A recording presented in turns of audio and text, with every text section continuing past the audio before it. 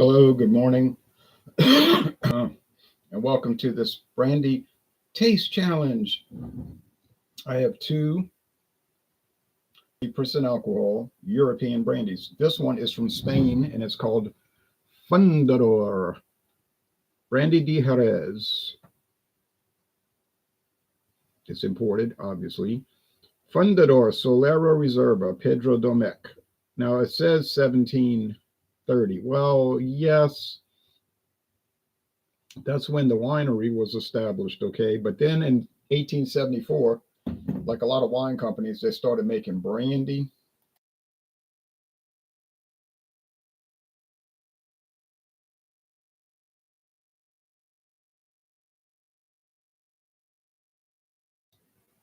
In 1874, they started making brandy, and they claim, this is what they say, that they're the ones that set the standard for brandy production in Spain. Okay. Um,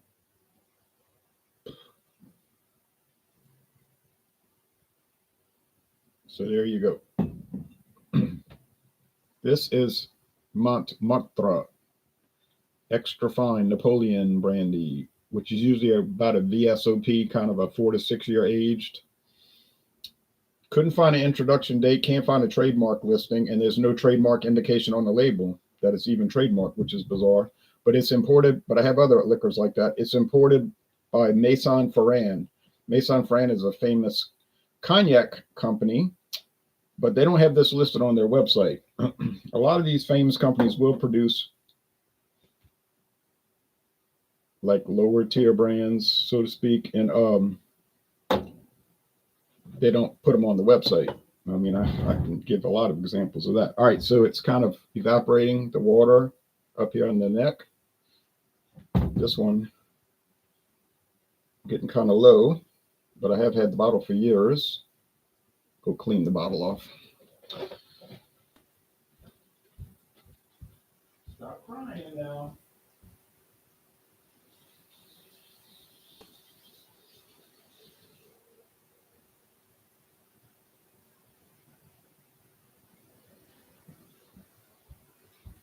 So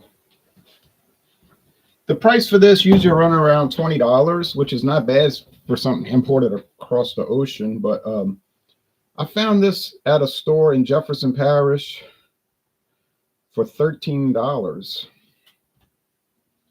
When I got home and checked the price, I was like, yeah, I got a good deal. I got about $7 discount. Do I see this commonly? No, I don't. I've seen it around.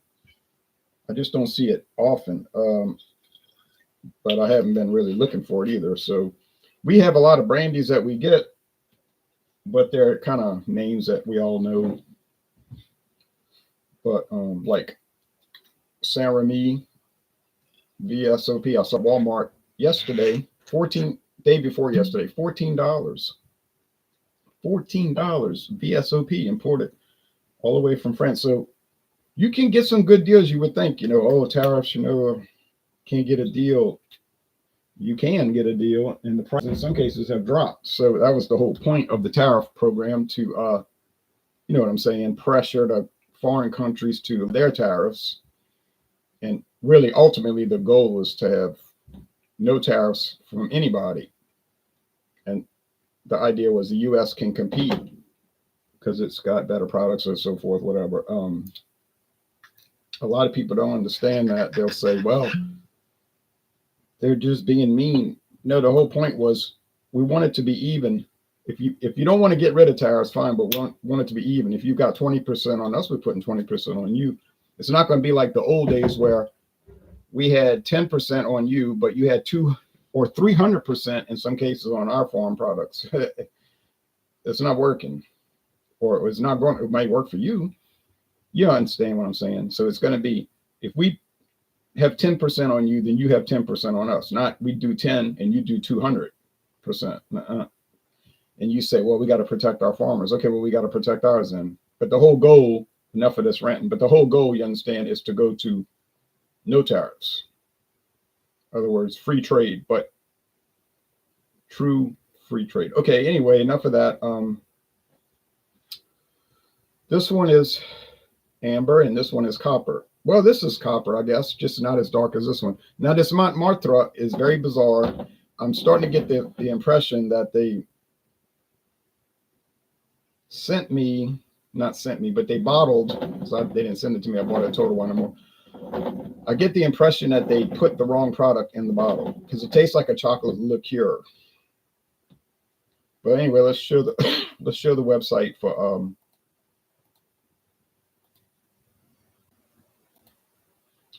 Fundador, because they have a website. There's no website for Montmartre.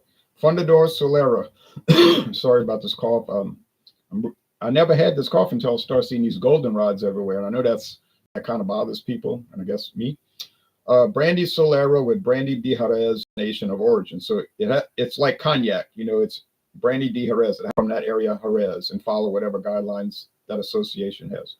Fundador elaborated using grapes only from the Pago de Macharnudo, and is the true forerunner of Jerez in Spain. And they're showing color, just like I showed you, taste. And then there's other ones. They have many, many, many brandies. We couldn't even begin to look at it. And then they have a little technical sheet.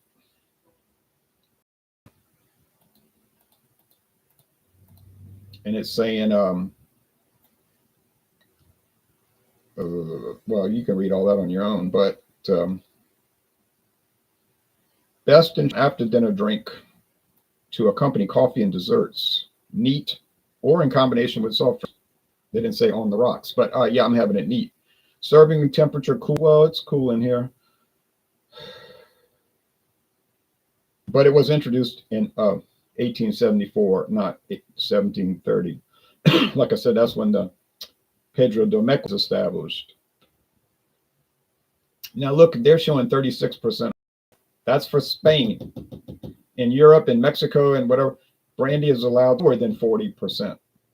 Even I've seen in Australia, they've got bourbons 38%, 37%. I'm like, wow. That would never be allowed in the United States, but different countries got different rules. And the one I'm drinking here today, or tasting here today, is their flagship. Now they have very old facilities, and you could take tours.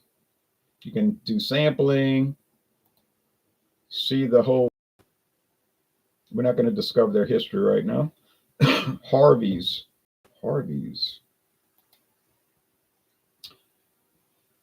Restaurant. You know how that works. I'm sure they have a gift shop. 150th anniversary from last year. They need to update their website. There's a rocks glass. They don't have a fancy cognac or brandy glass, just a rocks glass. But it's nice looking glass. All right. So anyway, you can spend hours on that website. Believe me, it is detailed. They just need to update it because the 150th anniversary is past. But they go into extreme detail. So you got to have a tolerance to read and take your time. Most people don't. I did go through a lot of it. I couldn't even stand to go through all of it. But Pedro Domecq was not even from Spain. He was from France. He was a French immigrant to Spain, and he started a winery.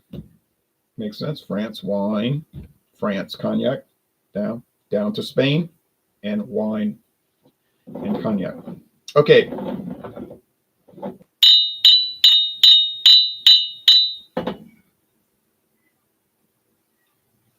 Smells like standard brandy. Now they use the Solera method, they say. That's why there's never an age statement on this product. Most brandies don't have it anyway, but there's no age statement on here because the Solera method is they stack 10 barrels at an angle high. All right, casks, barrels. And in the bottom barrel, they'll put some brandy, fill it with brandy, all right? And some will evaporate, And then the next year, they'll put brandy in the second barrel. The third year, they'll put brandy in the third barrel. Now, when they go to the third year, the second barrel, they'll pour in the first. You got two different ages.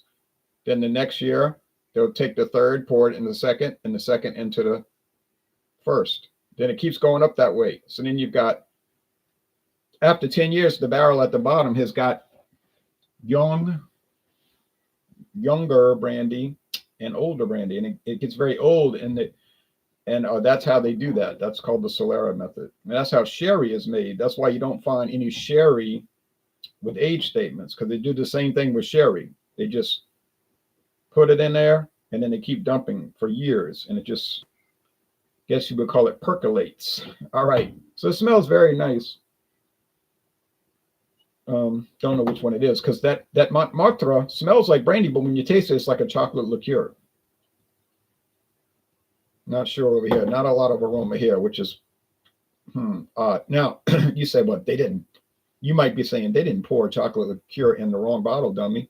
Oh, really? They've had, I see this all the time on the news. What was the recent story last month that they put alcoholic beverage in an energy drink?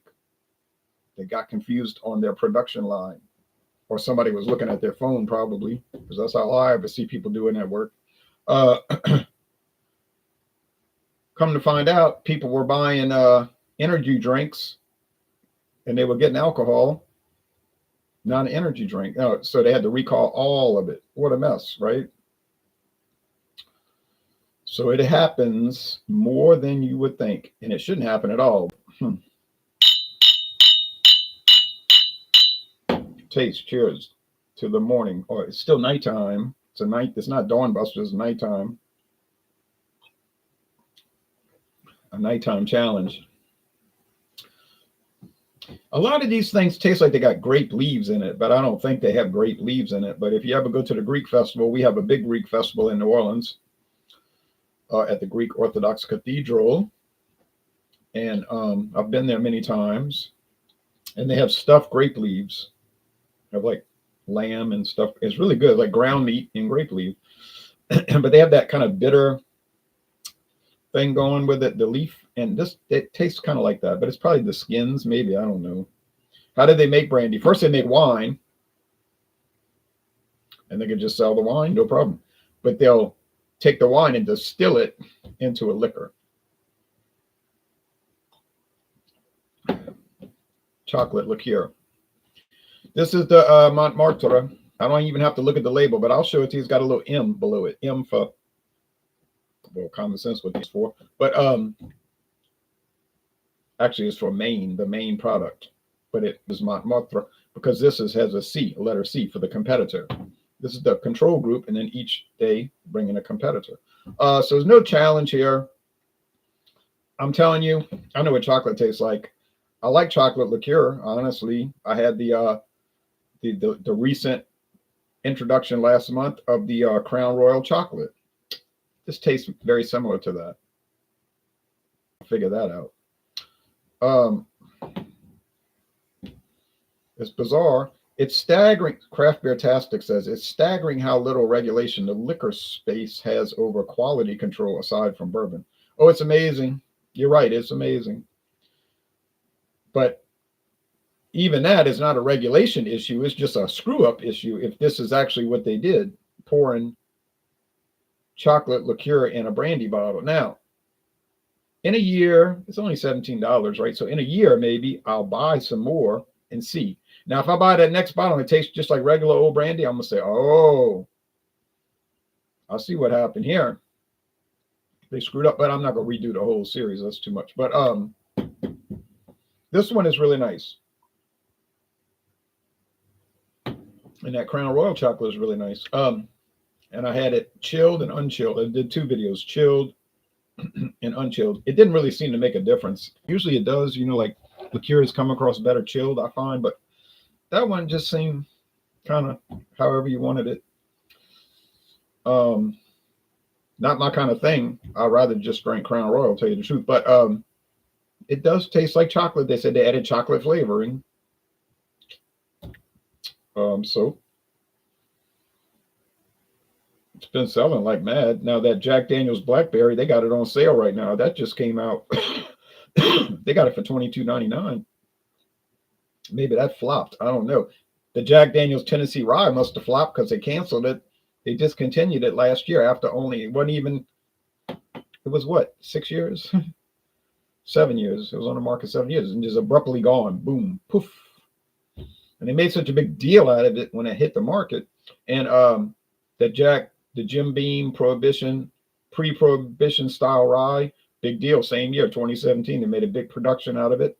And then it abruptly disappeared to be replaced with 80 proof Jim Beam rye, which used to be on a yellow label. And when they got rid of it for that pre-prohibition, then they brought it back in a white label with green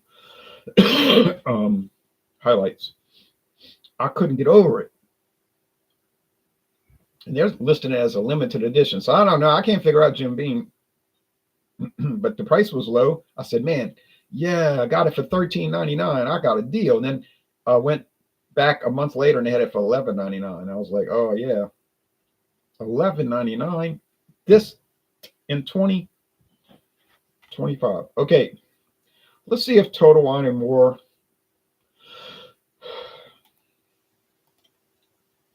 Let's see if Total Wine and More. Can't believe this call, but it sure feels like an allergy. Tell you what, they got a goldenrod that looks like it's taller than a tree out there. I'll tell you, it's amazing.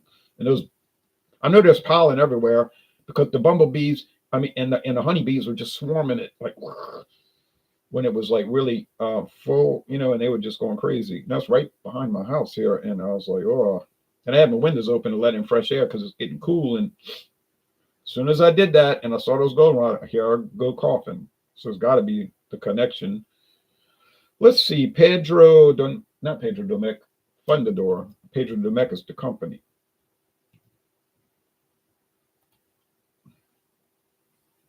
Yep, just what I thought.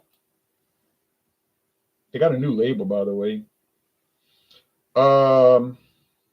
No, this is not the same one. This is the sherry cask. It's aged in sherry, perfectly aged and finished in sherry casks. So it's all sherry cask. No, this is a different one. Probably very similar, but it's only $21.99. But that's the only one that Total Wine is carrying at the moment. I'd like to try it. Maybe I will.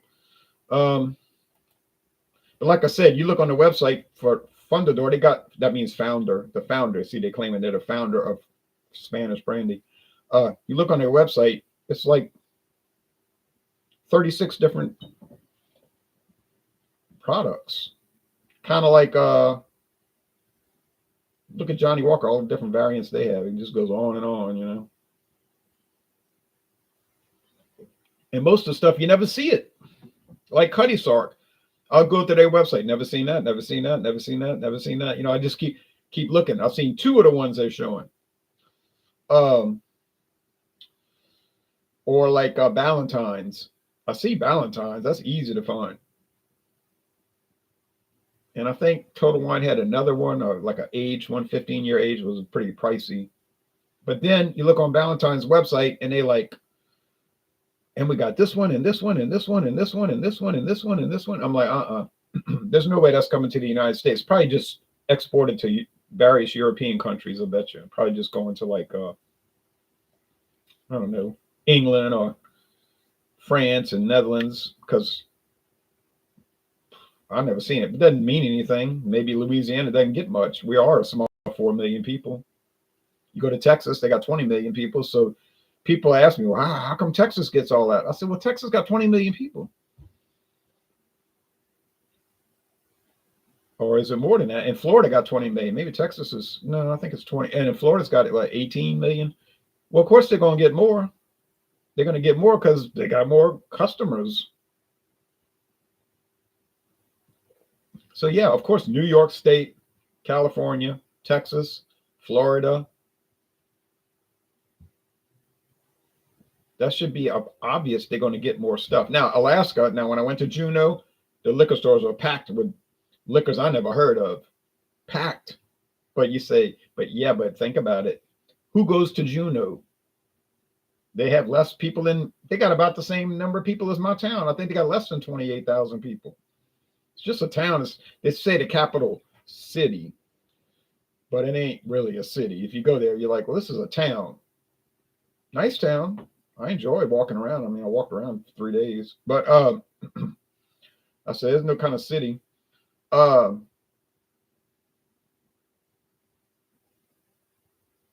but who goes there all day long, every day, especially in the summer? Cruise ships. And what do people do on a cruise? Buy stuff. I don't know why they do it. They get off and they're going straight to there's a street, a main street, like a tourist street, and and there's jewelry shops up and down, and liquor stores, one to the other. I'm like, why would you go on a cruise and have a compulsion to buy jewelry and liquor? I mean, you could buy liquor in your hometown, but they do it. It's like, oh, I gotta buy this. I don't hope the ship doesn't charge me too much to bring it back, because they're going to check it. They don't want you bringing liquor on the ship because they want you buying their liquor, obviously. But they'll let you check it in, like an airplane, and they'll probably charge you some outrageous fee to, like it's costing them something to stick it in a room. That's really taking a lot of effort to put a tag on it and stick it in a room. But people do it. Look what they do when they come to New Orleans. I have people tell me, we come into New Orleans, would you like to meet up? I say, sure. We meet up. I want to learn about New Orleans, so I want to show them all these historic sites and these nature trails and all, because they have a lot of nature trails, believe it or not. These swamp trails and all. They don't want to see that. They don't want to see historical sites. They don't want to see nature trails. You know what they want to see? Anybody want to guess? It's the only thing they want to do when they come to New Orleans. And I'm like, wow. You could easily do that in every town in America. You don't have to pay for a $300 or $400 a night hotel room, eat exorbitantly priced meals in the French Quarter. I mean, they got good food in the French Quarter. I'm not lying about that. But the prices are outrageous. Tourists, get it? Now, if you go in the neighborhoods that no tourists ever would dream of visiting, the prices would be substantially lower. It's like New York City. You go to Manhattan. Oh, you're going to pay. You're going to pay for that.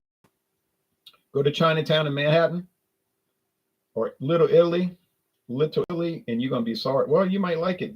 I got some food there and I felt cheated. I said, I paid all this money for this. This is like, I could have gotten, it tasted fine, I guess, ravioli. How hard is that? It tasted like, I said, I should have bought Chef Boyardee.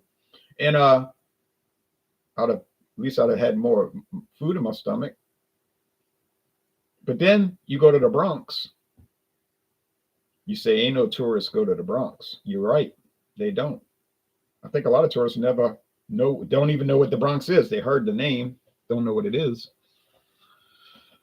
There's a little Italy in the Bronx, It's much bigger than that area in Manhattan. And you would be shocked by how low the prices are comparatively.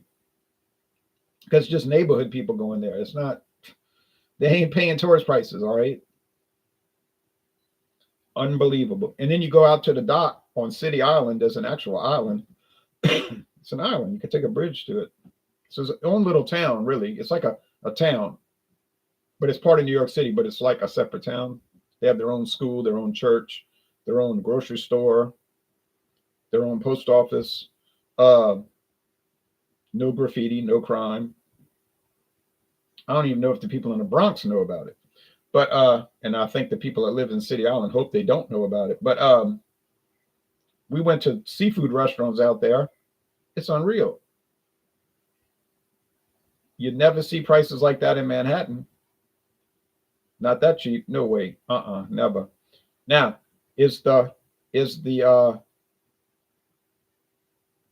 Oyster Bar at Grand Central Station good? It's in the basement at Grand Central Station. I think it's been open since what, 1912? Oh, it's fabulous. It's got oyster from all over the world. The seafood is amazing. They got movie stars that eat there every night. Rock stars, movie stars. They got pictures all over the wall of them.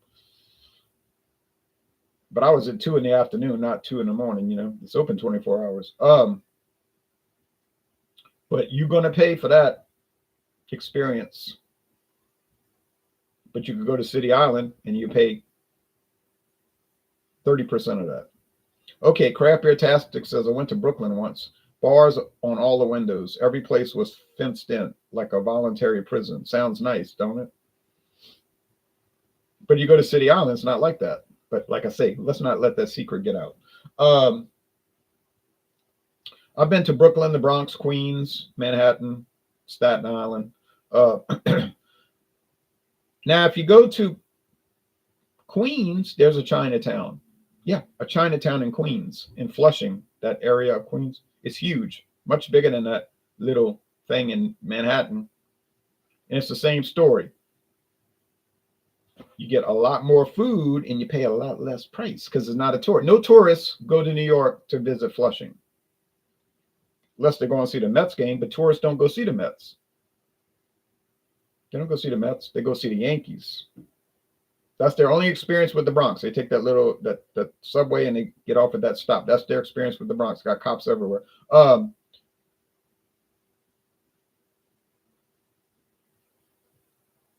If you go to a Yankees game, I bet you 1/3 of the people are from out of the country. They're from foreign countries. Japan, for instance, a good example. So people say, man, they always got huge crowds. Yeah, tourists. 1/3 of it is tourists. I'm not disparaging that. They go to the game, and they can go back to Osaka and say, man, we went to the Yankees game. I mean, I do it too. I've been to the Yankees and the Mets. But I mean, the Mets is all neighborhood people, believe me.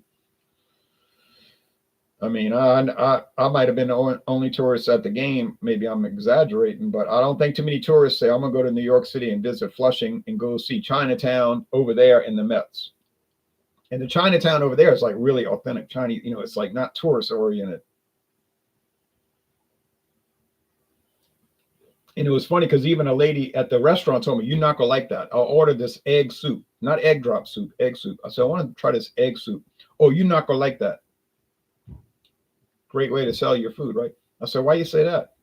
You're not Chinese. I said, I'm going to get it. Just bring it to me. So she said, okay. So everybody in the restaurant, they're all Chinese. Like I was the only white person in the restaurant. They're all watching me eat this egg soup. And they're all talking like, he ain't going to like it. They were expecting me to hate it, but it was good. It was like hard-boiled eggs and soup. And it was like all gray looking. I said, that's good. She said, how you like? How you like? I said, I like it. Oh, and then all around the restaurant. Oh, yeah, he likes it. Oh, well. So if you want a chocolate liqueur that has a brandy label on it, come over here and visit me and I'll let you try some because I don't think it's supposed to be this way. I think it was a misbottle. I don't know. Maybe it tastes like that, but I ain't never tasted a brandy taste like chocolate. Not like real chocolate. I know some of the tasting notes. You look at these whiskey sites. Oh, rich notes of chocolate. And I'll taste the scotch and I'm like, it does not taste like chocolate. What are these people talking about? Orange peel. And I'm tasting it. Orange peel. Tastes like whiskey, but whatever you want to say, I'm not an expert. I'm not a sommelier or a cicerone. But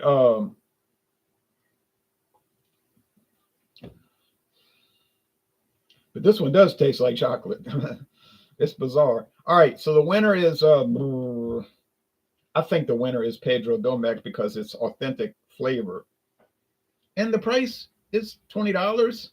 And the price over here is $17. $3. But remember, I only paid $13. I don't know why that store had it for $13. I didn't go up to the counter and ask them, hey, why you got this for $13? It's supposed to be $20. I'm not stupid, So I bought it. That's why that's got that little damage on the label because that's where they had this big orange tag. It was a big, like bright, fluorescent orange, alert orange for sale. It said sale, S-A-L-E, all capitals. Sale, $13. But it didn't look pretty on the label, so I tried to tear it off. It kind of tore the label, so it damaged it, unfortunately. All right, so next time I have no more Spanish brandy. So we're going to go to Eastern Europe, to Ukraine, believe it or not, to Odessa. And I have a brandy called Odessa Brandy. They don't show it on their website. Shustov Cognac. It's called Shustov Cognac Distillery, not in Cognac, France, but that's what they call their distillery, Shustov Cognac Distillery. I guess they're not under that rule that they got to call it brandy instead of cognac. But they do age it in French barrels, but with French oak barrels. But man, around 3 years ago, right when they had the Russian special operation that began, 3 years ago, but almost 4 years now, I started seeing Odessa everywhere. It might have been a coincidence. They just started selling it here, but I mean, they had multiple amounts of it. And I don't know if they still sell it. It was $11.99 for a full-size bottle, shipped all the way from Europe, Eastern Europe. And my friend David went to a liquor store, and he found a handle 1,750 milliliter bottle for $9.99. He's like, I'm buying that. He says, he tells me on the phone, is it any good? I said, it's real good. I said, but I don't know if you like brandy or whatever. He bought it. He liked it. He didn't love it like it's the greatest thing, but he liked it. He's still sipping on it, taking forever to drink. But he said, you want me to pick you up a bottle? I said, nah. I mean, I got a bottle, I bought it. It's done. I don't need more, but just an example of what you can find. All right, well, y'all take care now. And so tomorrow is France versus Ukraine. And then we're going to travel to America, to the Americas, and we're going to do Mexican brandy and then American brandies.